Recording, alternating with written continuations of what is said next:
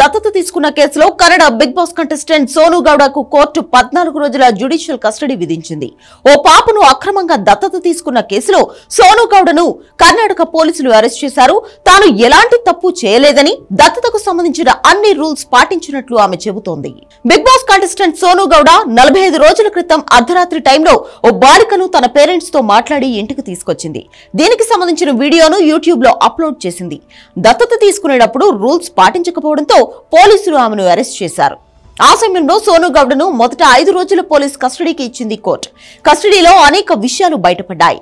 చిన్నారిని దత్తత తీసుకునేటప్పుడు వాళ్ల తల్లిదండ్రులకు ఖరీదైన గిఫ్ట్ ఇచ్చినట్లు, ఆ పాపతో రీల్స్ చేయించి పబ్లిసిటీ సంపాదించినట్లు సోను గౌడ ఒప్పుకుంది. అక్రమంగా బిడ్డను దత్తత తీసుకోవడంతో పాటు ఆ తర్వాత నిబంధనలను కూడా పాటించలేదని పోలీసులు ఆమెను అరెస్ట్ చేశారు. హిందూ దత్తత చట్టం ప్రకారం ఈ ప్రక్రియ జరగలేదని గుర్తించారు. సోను గౌడ పోలీస్ కస్టడీ ముగిశాక పోలీసులు తిరిగి కోర్టులో ప్రవేశపెట్టారు.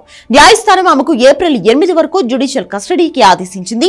దత్తత విషయంలో రూల్స్ ఉల్లంఘించినందుకు సోను గౌడకు జైలు శిక్ష కూడా పడే అవకాశం ఉందని న్యాయ నిపుణులు చెబుతున్నారు.